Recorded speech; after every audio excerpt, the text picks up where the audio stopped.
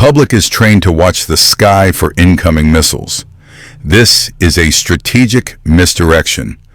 The real threat is not the projectile, it is the commercial network that tracks it.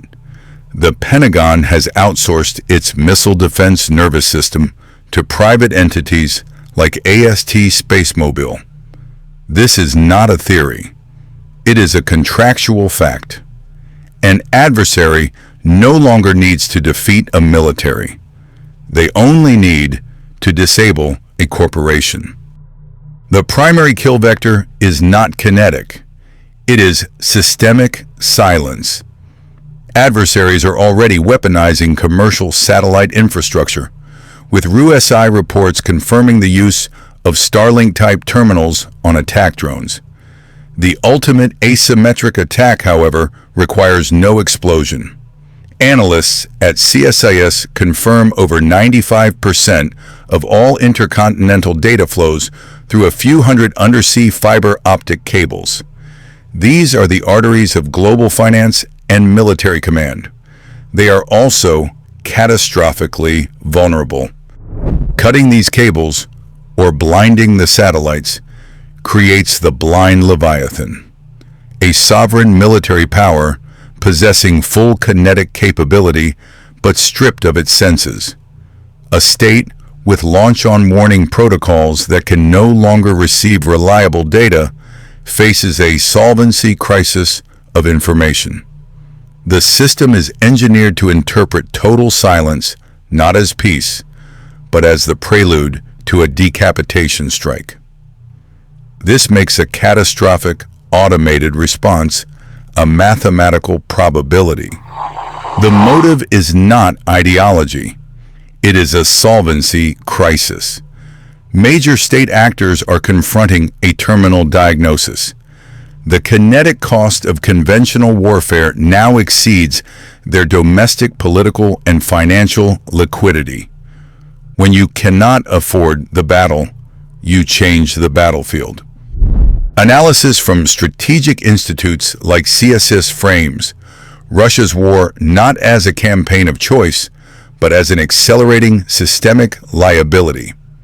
The Kremlin faces a domestic solvency event where the cost in materiel and manpower becomes politically unsustainable.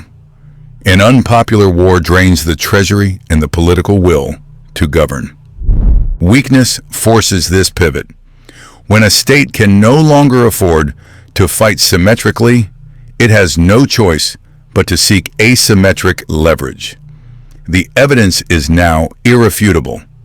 According to battlefield forensics, Russian BM-35 attack drones are now being equipped with commercial Starlink-type satellite terminals, source no one.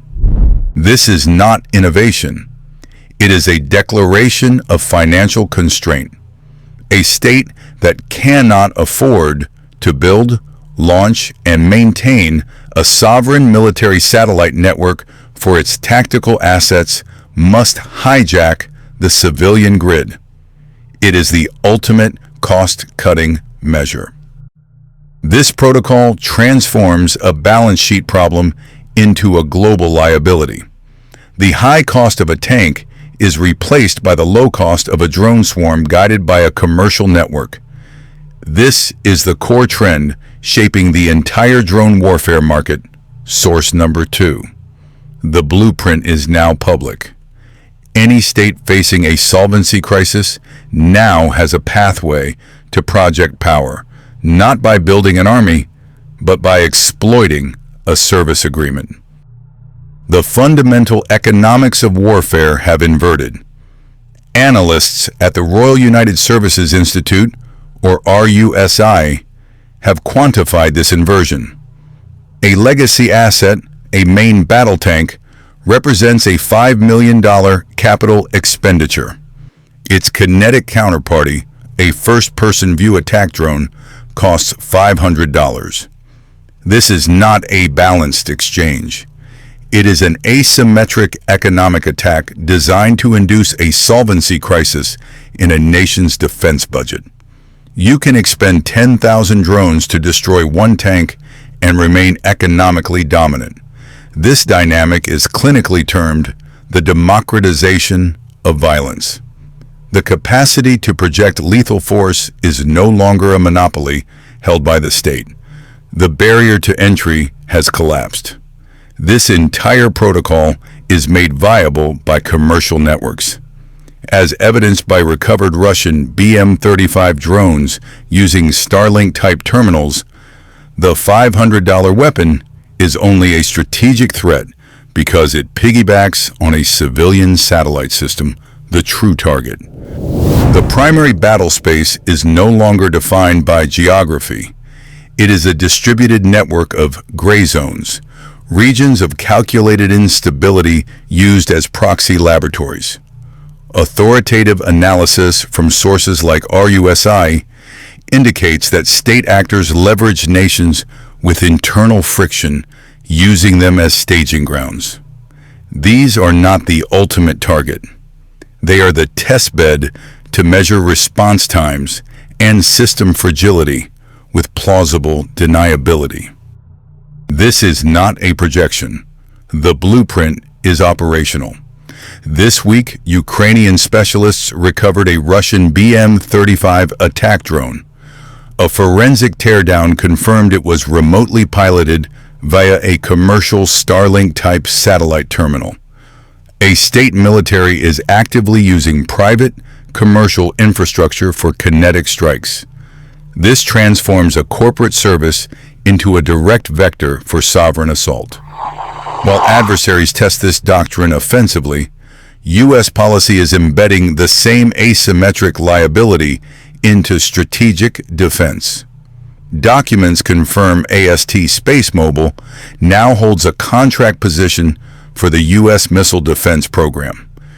The exact network architecture used to fly a disposable drone is now being integrated into the Launch on Warning protocol for assets that underpin national solvency.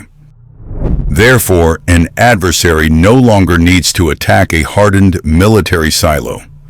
They can probe the kill chain by disabling a commercial ground station in a partner nation, like Canada, under the cover of domestic disruption. The recent CISA guidance on OT cyber risks is a clinical admission of this vulnerability. An attack staged in the gray zone is not a local event. It is a low-cost method to determine the kinetic response threshold of a superpower. The math is irrefutable. The Launch on Warning doctrine is not a choice, it is a protocol, a pre-calculated response to a detected existential threat. The protocol states, upon high-confidence detection of an incoming strategic strike, a retaliatory launch is executed before the adversary's warheads impact. This ensures the solvency of the state's second strike capability. It is a mathematical equation designed to guarantee mutual destruction and therefore deterrence.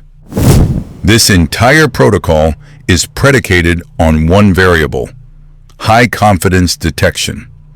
Historically, this meant state-owned, hardened military radar and satellite networks. This is no longer the case. Commercial entities are now integrated directly into the kill chain. A prime example, AST Space Mobile has a contract position on the U.S. Missile Defense Program. The eyes of the state are now a publicly traded corporation. This creates the fog of digital war. An adversary no longer needs to physically destroy a hardened military asset. They only need to execute a cyber attack against a corporate network. The warning screens in the command bunker go black. The data feed from the missile defense network is severed. The commander is now blind. The critical question is no longer, are we under attack? The question becomes, is this a cyber attack, or is the cyber attack masking a kinetic launch? The commander cannot know. The protocol, however, is rigid. The potential cost of inaction, total annihilation, is infinite. The doctrine's logic forces the commander to assume the worst-case scenario. The ambiguity of a corporate network failure becomes the trigger. Fear is irrelevant. It is a calculated response to systemic uncertainty. This is the ultimate asymmetric liability. A cyber breach, an action with plausible deniability, now forces a kinetic, strategic response. According to CSIS analysis, the line between corporate and state cyber vulnerabilities has been systemically erased. With adversaries already equipping kinetic assets like drones with commercial satellite terminals, this protocol transforms a hack on a company into a direct trigger for a launch. De-escalation is short-circuited. A catastrophic outcome becomes a mathematical probability. The calibration shot will occur within the next 12 months. It will not be a missile launch or a naval blockade. It will be a silent, 6-hour blackout of a Tier 4 data center servicing commercial satellite ground stations. The official report citing CSA warnings on OT cyber risk, source number 4, will blame a cascading power grid failure. This is misdirection. The event is a non-kinetic test fire designed to prove an adversary can sever the command and control link to strategic assets at will. The vector is established and public. AST Space Mobile now holds a contract position on a U.S. missile defense program, source number 3. This act transformed a commercial entity's server uptime into a component of the nation's launch-on-warning protocol.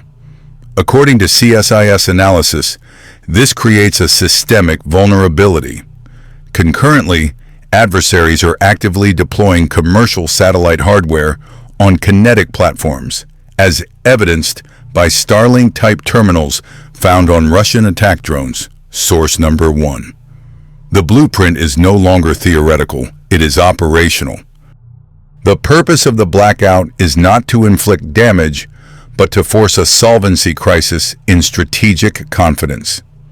An unattributable cyber event, framed as an accident, circumvents tripwires for a kinetic response. It demonstrates the ability to neutralize a state's most advanced defenses by disabling a corporation's infrastructure. This is the calibration, proving the new theater of war is not the sky, but the stock market and the server farm. The kinetic cost of retaliation becomes mathematically indefensible against an invisible actor.